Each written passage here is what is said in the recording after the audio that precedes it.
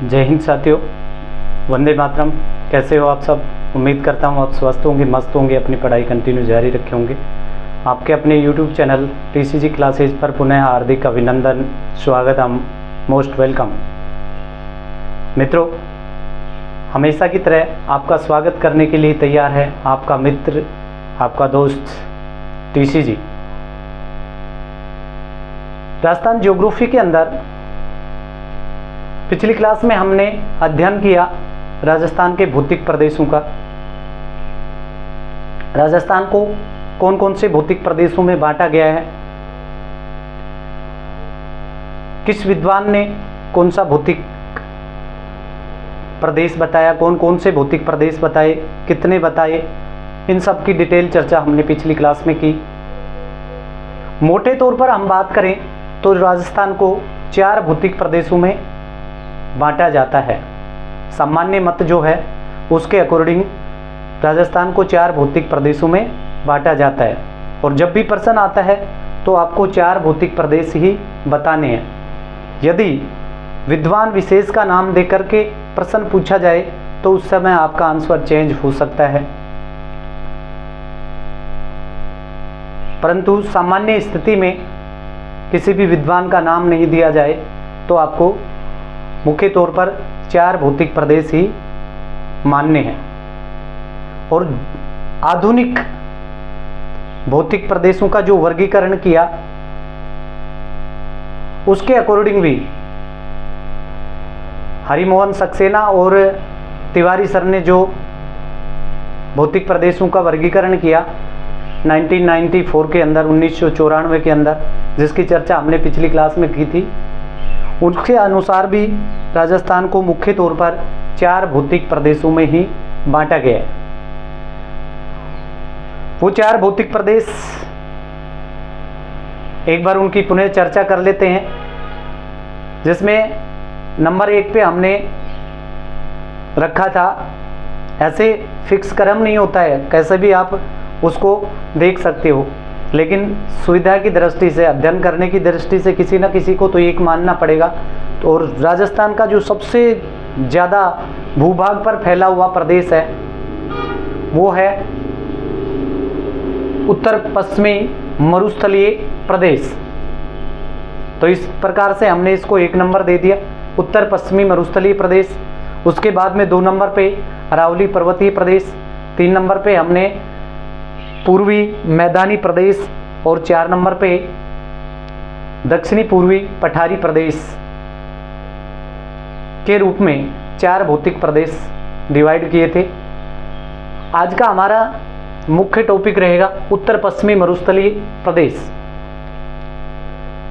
मित्रों, मैं आपको जानकारी दे देता हूं कि राजस्थान से संबंधित जितनी भी भर्ती प्रतियोगिता परीक्षाएं होती हैं उनमें भारत का भौतिक विभाजन जो पार्ट होता है वहाँ से हर हालत में प्रश्न पूछा जाता है, लगभग सभी भर्ती परीक्षाओं में। तो उसमें ज़्यादा इम्पोर्टेंट रहता है उत्तर पश्चिमी मरुस्थलीय प्रदेश।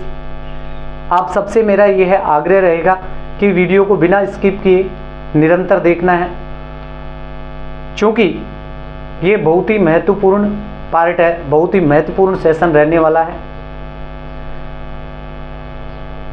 किस प्रकार से प्रश्न पूछे जाते हैं उनकी भी हम चर्चा करेंगे और डिटेल चर्चा करेंगे उत्तर पश्चिमी मरुस्थलीय प्रदेश की।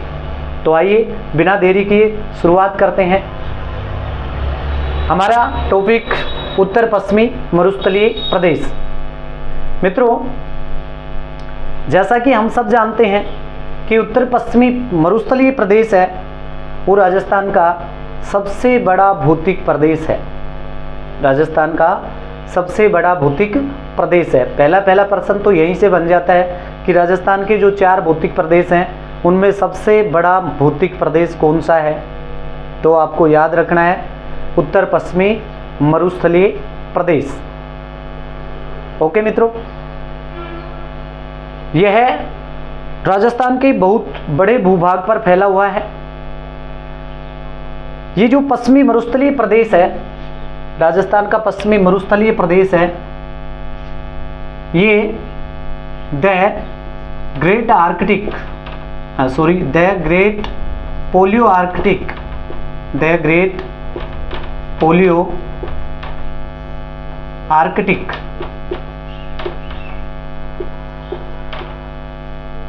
द ग्रेट पोलियो आर्कटिक मरुस्थल जो दक्षिणी अफ्रीका में है,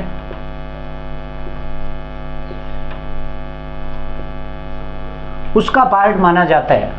यानी प्रश्न यहां से बन सकता है कि जो राजस्थान का पश्चिमी मरुस्थल है या थार का जो मरुस्थल है वो किसका पार्ट है। तो आपको याद रखना है द ग्रेट पोलियो आर्कटिक मरुस्थल जो कि अफ्रीका में स्थित है, उसी का पार्ट माना जाता है। इसके बाद में इसकी उत्पत्ति के बारे में जानते हैं कि जो ये, वैसे उत्पत्ति के बारे में हमने थोड़ी सी चर्चा पिछली क्लास में भी कर ली थी, एक बार पुनः आपको स्मरण करा देता हूं। उत्पत्ति यानी जो उत्तर पश्चिमी मरुस्थलीय प्रदेश है उसकी उत्पत्ति किस भूसन्नति से हुई, यानी किसका ये पार्ट माना जाता है विश्व के संदर्भ में देखें तो वहाँ पे डिटेल चर्चा हमने की थी, मैप के साथ में भी आपको मैंने बताया था। और जो भारत के भौतिक प्रदेशों का विभाजन हमने पढ़ा उस समय भी मैंने आपको बताया था, आपको याद हो तो, कि ये जो पश्चिमी मरुस्थलीय प्रदेश है भारत के संदर्भ में, पश्चिम का जो मरुस्थलीय प्रदेश है वो तथा उत्तर का विशाल मैदान, दोनों के दोनों किसके पार्ट थे। तो वहां पे मैंने बताया था टेथिस सागर के, यानी टेथिस भूसन्नति है, उसके कारण इस सागर का निर्माण हुआ, इस मरुस्थलीय प्रदेश का निर्माण हुआ है। ठीक है दोस्तों, यहां पे होगी उत्पत्ति की बात। अब हम जान लेते हैं इसका विस्तार, हम जानते हैं इसका विस्तार।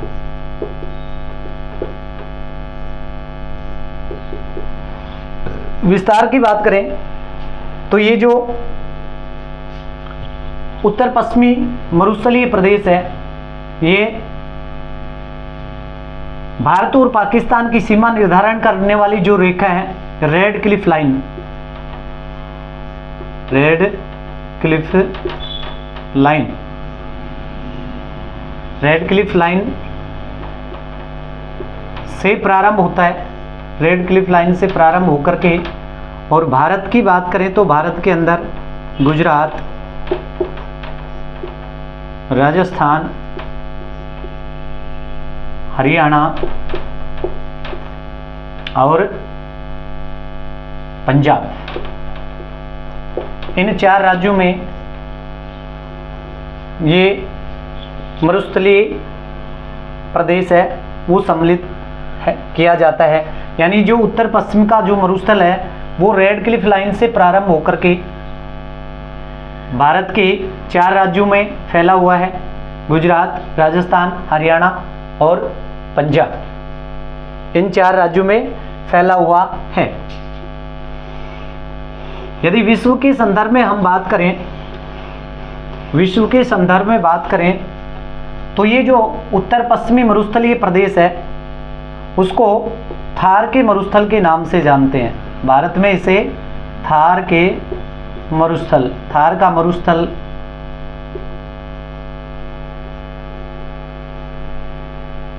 थार का मरुस्थल के नाम से जानते हैं।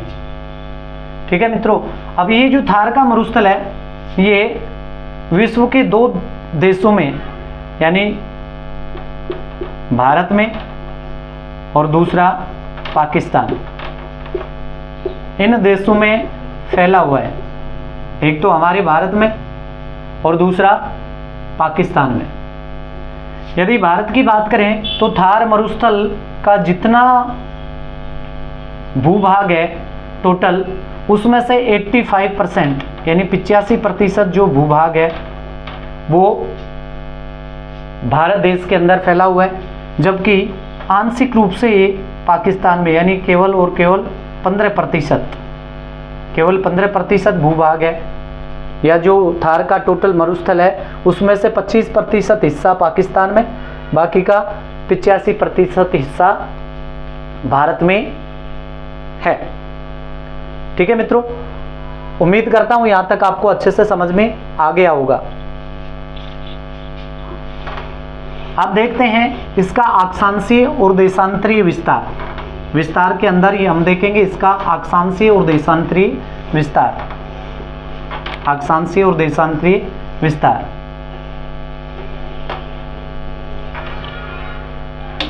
अक्षांशीय और देशांतरीय विस्तार देखने से पहले हम देखेंगे कि जो थार का मरुस्थल है वो राजस्थान में कुल कितने प्रतिशत भूभाग पर फैला हुआ है, कुल कितना क्षेत्रफल घेरी हुई है, इसकी हम एक बार चर्चा कर लेते हैं।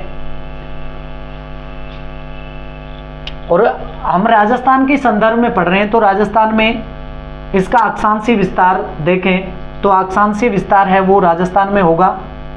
इसका अक्षांशीय विस्तार दोनों देखेंगे। अक्षांशीय विस्तार राजस्थान के संदर्भ में केवल अक्षांशीय विस्तार। आप सब जानते हैं कि राजस्थान है उसका अक्षांशीय विस्तार, मैं राजस्थान की बात कर रहा हूं अभी। राजस्थान का जो अक्षांशीय विस्तार है वो कहां से प्रारंभ होता है? 23 डिग्री 03 मिनट से, 23 डिग्री 3 मिनट से प्रारंभ होता है। लेकिन ध्यान रखना यहाँ पे मरुस्थलीय प्रदेश की बात करें तो राजस्थान के अंदर जो मरुस्थलीय प्रदेश है वो 24 डिग्री 30 मिनट, क्या बोलेंगे इसको, उत्तरी अक्षांश, नॉर्थ। ठीक है, 24 डिग्री 30 मिनट 24 डिग्री 30 मिनट उत्तरी अक्षांश में मरुस्थलीय प्रदेश स्थित है। अक्षांश की बात करें तो 24 डिग्री 30 मिनट से लेकर के कहाँ तक, तो हम ऊपर की तरफ जाते हैं और ऊपर की तरफ चलेंगे तो हमारा सबसे उत्तरीतम जो जिला आता है श्री गंगानगर, वहाँ तक इसका विस्तार है। तो अंतिम उत्तरी जो बिंदु है वो है 30 डिग्री 12 मिनट नॉर्थ। इस प्रकार से भी प्रश्न आ जाए कि राजस्थान के अंदर थार के मरुस्थल का जो अक्षांशीय विस्तार है वो कहाँ से कहाँ तक है, तो ध्यान रखना है 24 डिग्री 30 मिनट नॉर्थ यानी उत्तरी अक्षांश और से लेकर के 30 डिग्री 12 मिनट उत्तरी अक्षांश तक। ठीक है, इसके बारे में हमने बहुत डिटेल चर्चा कर ली थी, उत्तरी अक्षांश में ही स्थित है, इसके बारे में बहुत डिटेल चर्चा कर ली थी। क्योंकि राजस्थान है वो उत्तरी अक्षांश में है तो थार का मरुस्थल भी है उसी का पार्ट है, तो केवल और केवल उत्तरी अक्षांश में ही आएगा। ओके, दूसरा देखते हैं इसका देशांतरीय विस्तार। क्या देखेंगे? इसका देशांतरीय विस्तार। देशांतरीय विस्तार की बात करें, देशांतरीय विस्तार है इसकी बात करें तो देशांतरीय विस्तार इसका होगा 69 डिग्री 30 मिनट से प्रारंभ होकर के 69 डिग्री 30 मिनट से प्रारंभ होकर के और ये कौन सा होगा? ईस्ट, पूर्व का हो या ईस्ट का हो, है ना।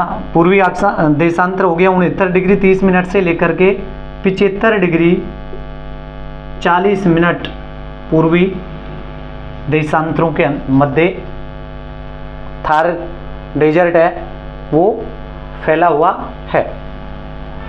विस्तार हमने देख लिया। पहले विस्तार हमने देखा कि भारत, यहाँ तक जो मैंने बताया उस पर दोबारा से चर्चा कर लेते हैं क्योंकि बहुत मोस्ट पार्ट है। विस्तार के अंदर हमने देखा कि सबसे पहले प्रश्न बन सकता है कि विश्व के अंदर थार का जो मरुस्थल है वो कौन कौन से देशों में फैला हुआ है या कितने देशों में फैला है। तो आपको याद रखना है दो देशों के अंदर थार मरुस्थल का विस्तार है। पहले नंबर पे भारत और दूसरे पे पाकिस्तान। भारत में 85% और पाकिस्तान के अंदर आंशिक रूप से, या हम कहें तो थोड़ा सा, अर्थात केवल 15% भूभाग पर पाकिस्तान में ये फैला हुआ है। भारत की बात करें तो भारत के टोटल 4 राज्यों के अंदर इसका विस्तार पाया जाता है, जिसमें हमने अभी बताया आपको, चर्चा की, गुजरात, राजस्थान, उसके बाद में पंजाब और हरियाणा। क्रम से पूछे तो गुजरात, राजस्थान, हरियाणा और पंजाब। ठीक है मित्रों, 4 राज्यों के अंदर थार के मरुस्थल का विस्तार है।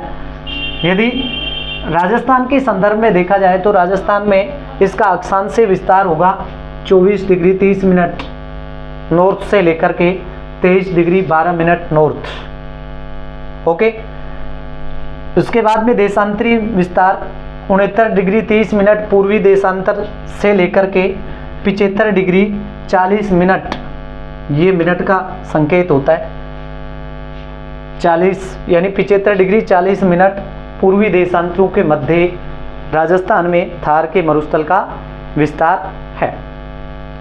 ठीक है मित्रों, अब हम चर्चा कर लेते हैं कि राजस्थान के कुल कितने जिलों में, राजस्थान के कुल कितने जिलों के अंदर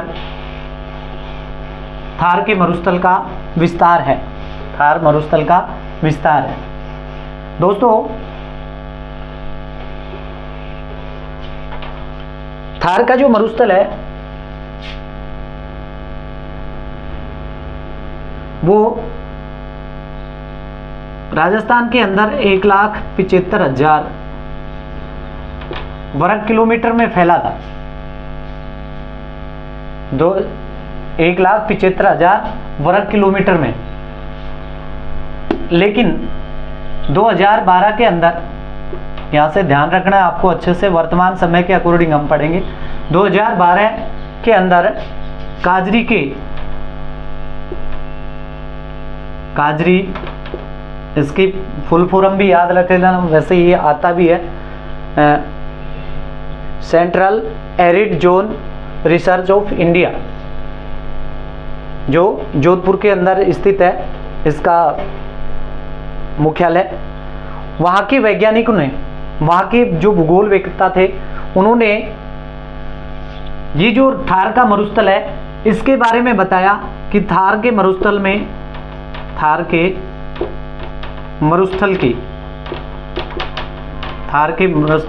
की निरंतर क्या हो रही है, वृद्धि हो रही है, निरंतर वृद्धि हो रही है, वृद्धि हो रही है। यहां से एक चीज और ध्यान रखना, ये जो थार का मरुस्थल है वो विश्व का सबसे युवा मरुस्थल भी कहलाता है, सबसे युवा मरुस्थल भी कहलाता है। युवा, जिस प्रकार से मनुष्य युवा अवस्था में होता है तो उसकी वृद्धि और आकार में उसका वृद्धि और जो विकास होता है वो बढ़ता रहता है। उसी प्रकार से थार का जो मरुस्थल है ये भी निरंतर बढ़ रहा है, इसका जो भूभाग है उसमें निरंतर वृद्धि हो रही है। इस कारण से इसको संसार का सबसे युवा मरुस्थल भी कहा जाता है। युवा का अर्थ यहाँ पे नए से मत लगा लेना मित्रों, ऐसा नहीं कि युवा से आप अभिप्राय करो, अभिप्राय आप ये समझ जाओ कि युवा है मतलब सबसे नया है, ऐसी कोई बात नहीं। युवा मीन्स अभी भी इसमें वृद्धि हो रही है, इस कारण से इसको सबसे युवा मरुस्थल कहा जाता है। तो जो काजरी के भूगोलवेत्ता थे उन्होंने 2012 के अंदर एक सर्वे किया, उसमें बताया कि राजस्थान के अंदर जो थार का मरुस्थल है उसमें निरंतर वृद्धि हो रही है, यानी राजस्थान का जो कुल क्षेत्रफल है उस क्षेत्रफल में ये जो पश्चिमी मरुस्थलीय प्रदेश है इसमें निरंतर वृद्धि होती जा रही है। और उनके अकॉर्डिंग राजस्थान में 1,75,000 वर्ग किलोमीटर के अंदर जो थार का मरुस्थल था उसमें वृद्धि होती गई और 2,09,144 वर्ग किलोमीटर तक वृद्धि हो गई। 2,09,144 किलोमीटर तक थार के मरुस्थल में विस्तार हो गया। यानी पहले 1,75,000 था। मोटे तौर पे बात करें तो 25 और 9 34, लगभग 34,000 किलोमीटर में क्षेत्रफल में यहाँ पर वृद्धि हो गई। लगभग 34,000 वर्ग किलोमीटर क्षेत्र के अंदर यहाँ पर वृद्धि हो गई। अब बात करें, पहले इसका जो क्षेत्रफल था वो पूरे राजस्थान के क्षेत्रफल में लगभग 55% के आसपास था, लेकिन अब वर्तमान इस आंकड़े के अनुसार हम देखें तो ये राजस्थान के कुल क्षेत्रफल के अकॉर्डिंग, राजस्थान का जो कुल क्षेत्रफल है, राजस्थान का कुल क्षेत्रफल आप सब जानते होंगे 3,42,239 वर्ग किलोमीटर का लगभग क्या एक्यूरेट बता देता हूं, 61.11% भूभाग राजस्थान के मरुस्थल प्रदेश के अंदर शामिल किया जाता है। ठीक है मित्रों, जैसे कि ये पूरा हमारा क्षेत्रफल है, इसमें से 2,09,000 मोटे तौर पे हम बात करें तो इतना क्षेत्रफल किसका है, थार के मरुस्थल का है। थार का मरुस्थल इतने क्षेत्रफल पर फैला हुआ है। यदि हम इसका प्रतिशत निकालेंगे तो ये प्रतिशत निकल करके आएगा 61.11%। मोटे तौर पर इसको 60% माना जाता है मोटे तौर पर। यदि एक्यूरेट आंकड़ा आ जाए तो आपको ध्यान रखना, यहाँ से बहुत बार प्रश्न पूछा जाता है, इससे संबंधित बहुत बार प्रश्न पूछा गया है। यानी राजस्थान पुलिस से लेकर के RAS लेवल तक, राजस्थान की RPSC की या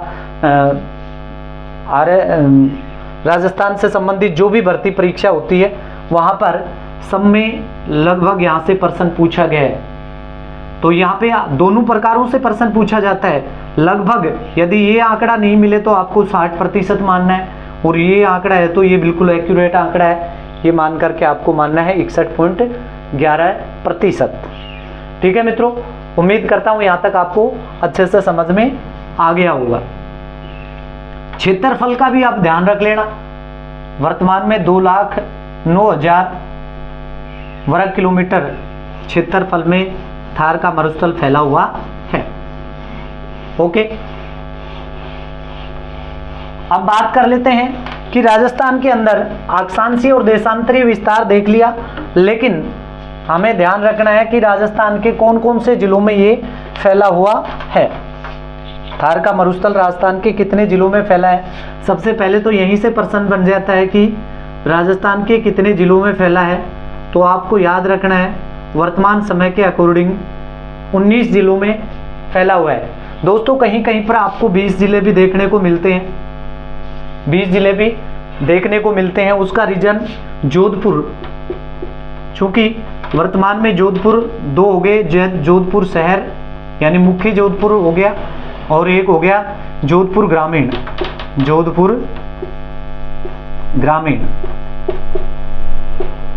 तो कुछ पुस्तकों में आपको यहाँ से 20 भी देखने को मिलेगा, बट ये जो जोधपुर शहर है वहाँ पे मरुस्थल नहीं है, वहाँ पे मरुस्थल नहीं है। तो उसके अकॉर्डिंग 19 यानी 19 और 20 दोनों आपको ध्यान में रखने हैं।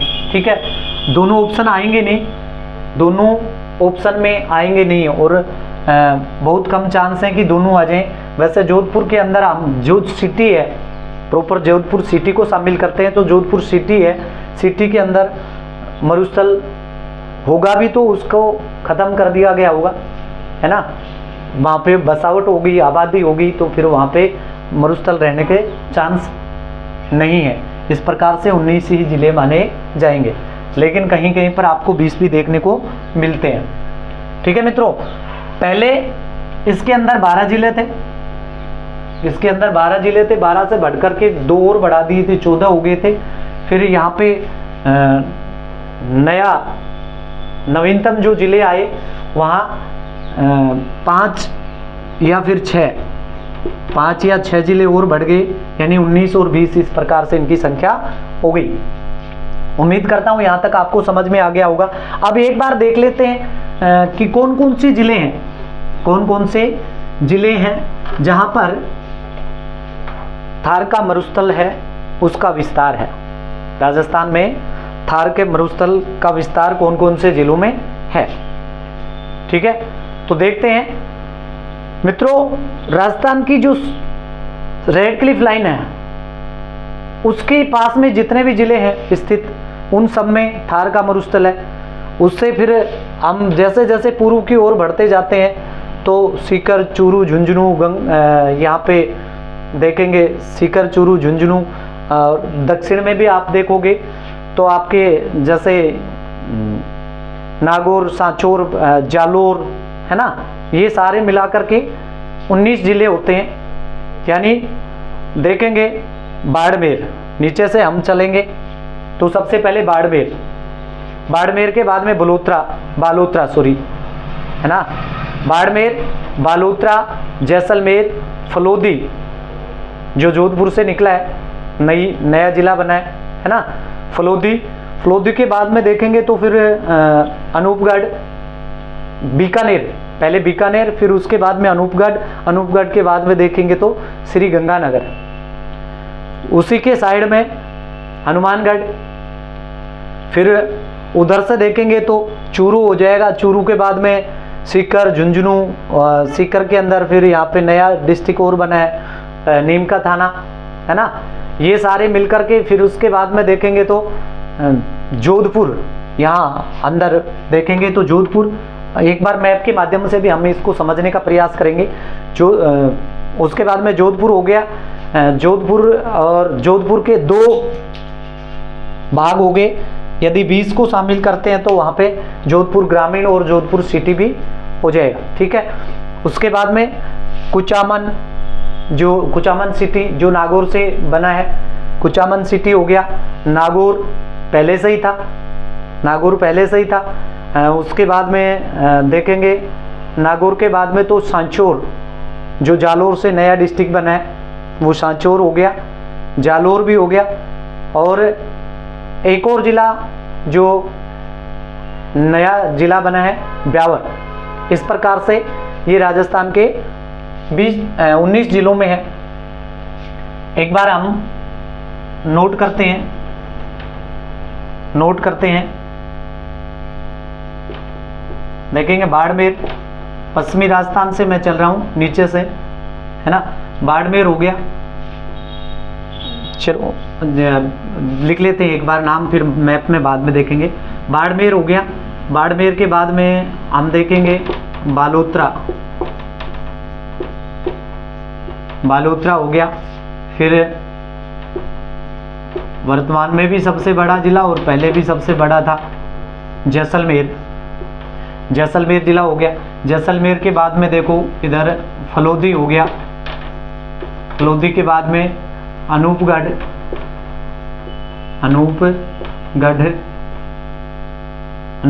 वैसे बड़े ऊ की मात्रा होगी इसमें, अनूपगढ़ के बाद में देखेंगे तो हमारा हो गया श्री गंगानगर, गंगानगर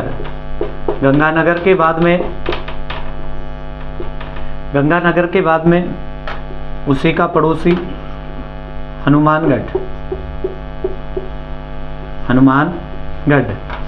उसके बाद में शेखावाटी वाले जिले जैसे चूरू है, सीकर,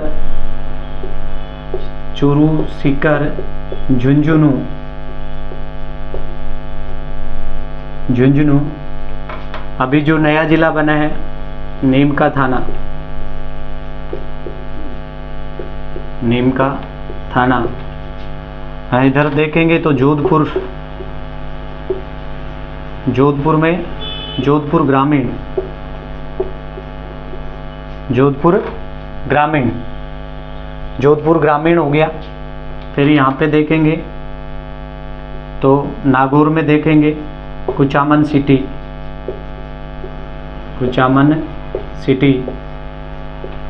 नागौर, कुचामन सिटी, नागौर। उसके बाद में कुचामन सिटी, नागौर। फिर नीचे दक्षिण में देखेंगे तो हम जालोर, और जालोर से नया जिला बना है सांचौर और जालोर। थोड़ा सा ध्यान रखना, एक बार देख लेना है। 1 2 3 4 5 6 7 8 9 10 11 12 13 14 15 16 3 जिले कुचामन सिटी, नागौर हो गया। हाँ, एक ब्यावर, सॉरी, एक हो गया ब्यावर हो गया एक। उसके बाद में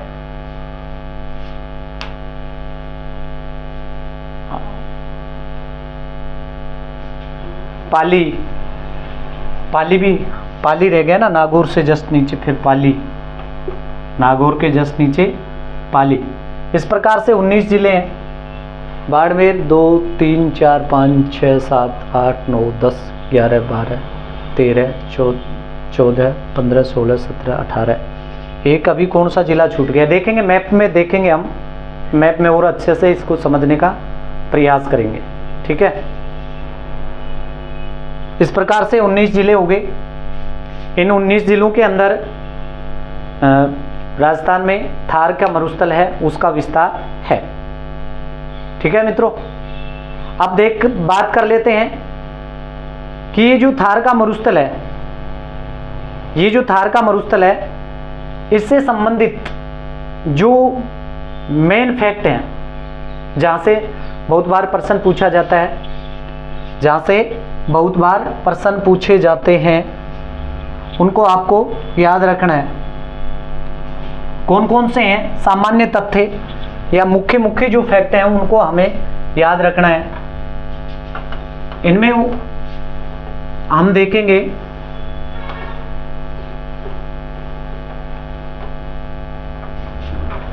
जैसा कि हमने सबसे पहले इसकी चर्चा की थी कि जो थार का मरुस्थल है उसकी उत्पत्ति हुई है टेथिस भूसागर से।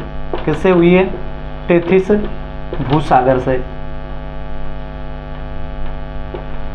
भूसागर से। अब ऐसा तो है ही नहीं कि भी जो अपनी मर्जी आई और बता दिया कि भी ये इसका पार्ट है, ये इसका पार्ट है, गोंडवाना लैंड का है, अंगारा लैंड का है, टेथिस भूसागर का है। उसके पीछे यानी किसका पार्ट है, किस पार्ट में इसको शामिल किया है, तो उसके कुछ ना कुछ साक्ष्य होंगे, उसके बारे में कहीं ना कहीं अनुसंधान किया गया होगा, खोज की गई होगी, तब जाकर के सिद्ध कर पाए कि ये किस पार्ट में शामिल किया गया, या जो थार का मरुस्थल है ये कौन से भूभाग में शामिल होता है। तो दोस्तों, इसको टेथिस भूसागर में से इसकी उत्पत्ति मानी जाती है। उसका रीजन जहां से प्रश्न बनता है मैं यहाँ क्लियर करूंगा। यहाँ पे टेथिस भूसागर से इसकी उत्पत्ति मानी जाती है। उसका कारण एक बहुत बार चर्चा में रहता है, बहुत बार प्रश्न पूछा जाता है, जिसके बारे में बात करें, ये आकल वुड फोसिल्स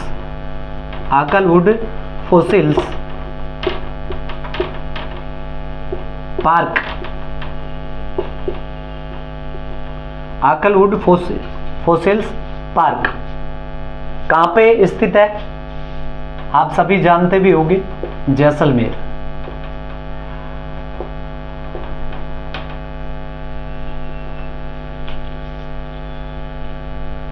ये जो है यहाँ पे 18 करोड़ वर्ष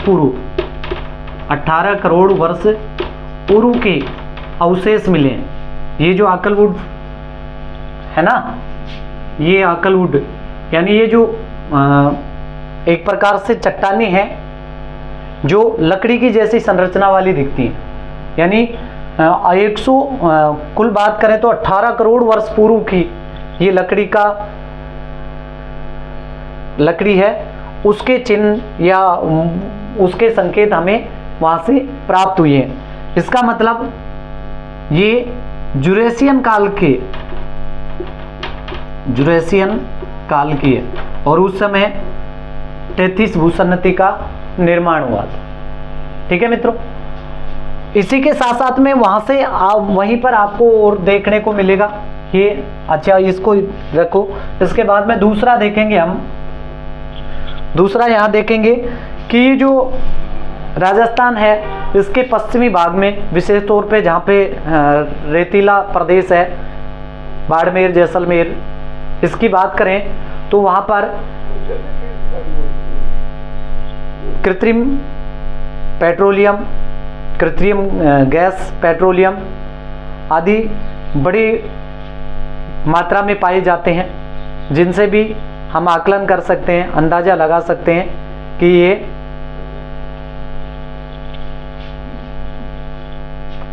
टेथिस भूसागर का ही अवशेष है। किससे? यानी जो प्राकृतिक गैस है, प्राकृतिक गैस, पेट्रोलियम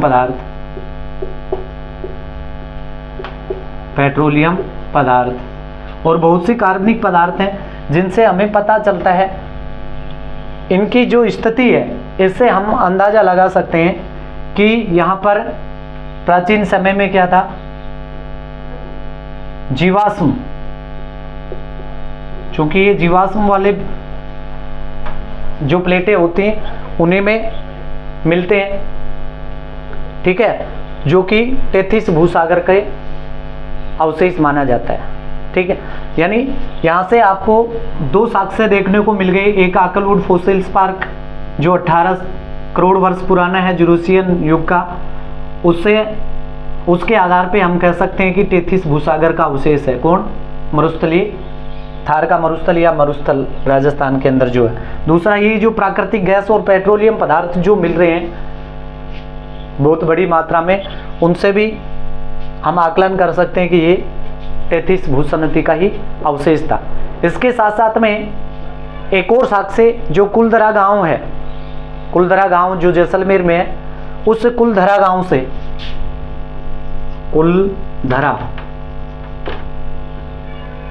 कुलधरा गांव है, वहां से हमें मछली के अवशेष मिले हैं।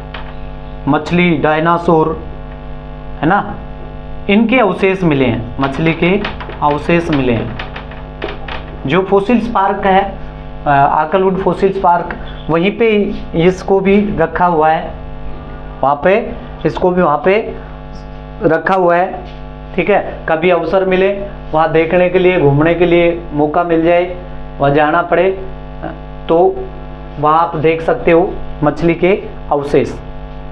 तो ये जो मछली है, डायनासोर जो से जीव हैं, आपने मछली के बारे में तो खूब सुना होगा, बचपन से पढ़ते आ रहे हैं, पढ़ाते आ रहे हैं, है ना। जो सुनते हैं ना कि मछली जल की रानी है ना, छोटे छोटे बच्चों को भी बताते हैं मछली जल की रानी है, जीवन उसका पानी है ना।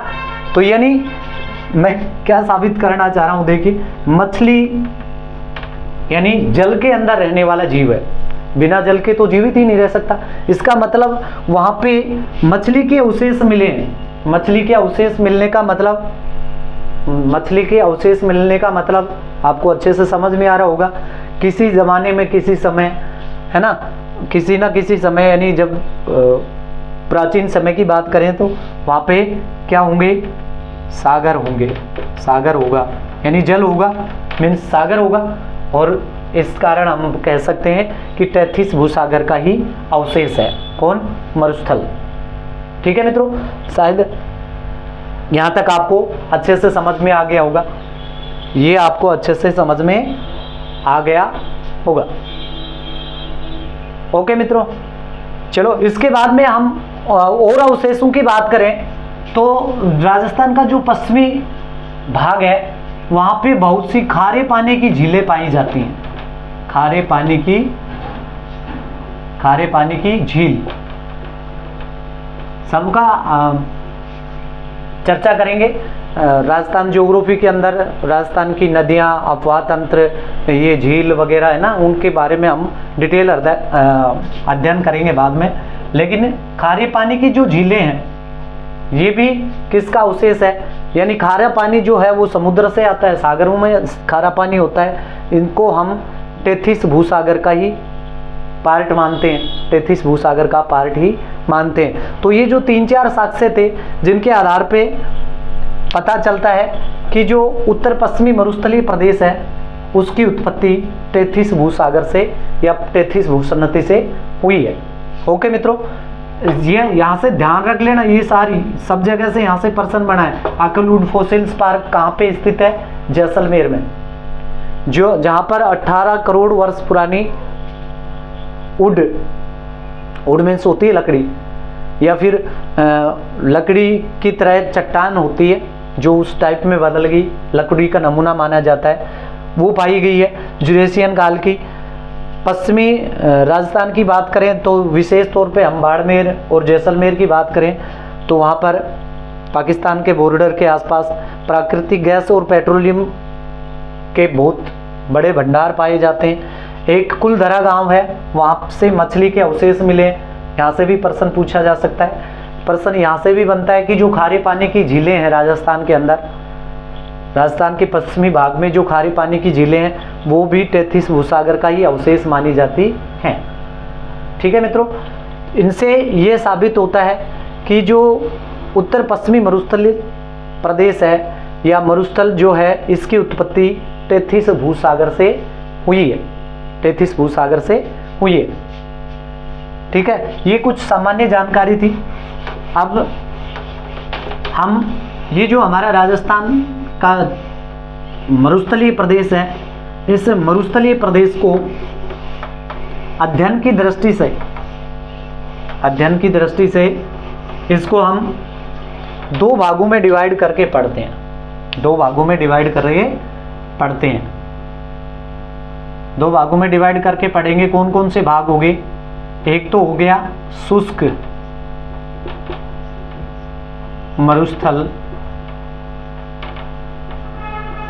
एक को कहेंगे शुष्क मरुस्थल, और दूसरा जहाँ पे थोड़ी बहुत मात्रा में बरसात होती है या इससे थोड़ा ज़्यादा है, इसे कहेंगे अर्ध शुष्क मरुस्थल। अर्ध शुष्क मरुस्थल यानी आधा सूखा है ना, अर्ध शुष्क मरुस्थल। पूर्ण रूप से शुष्क नहीं कह करके इसको हम अर्ध शुष्क मरुस्थल। ओके दोस्तों, शुष्क मरुस्थल जैसे एरिड जोन के नाम से जानते हैं, है ना, एरिड डेजर्ट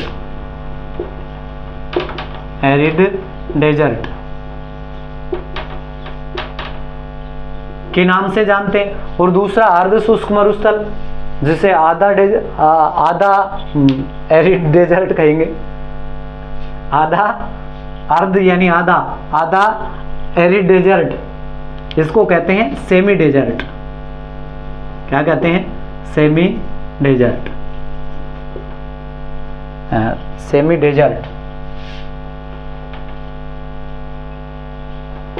ओके मित्रों, इस प्रकार से एरिड डेजर्ट और सेमी डेजर्ट 2 पार्टों में बांटा गया है।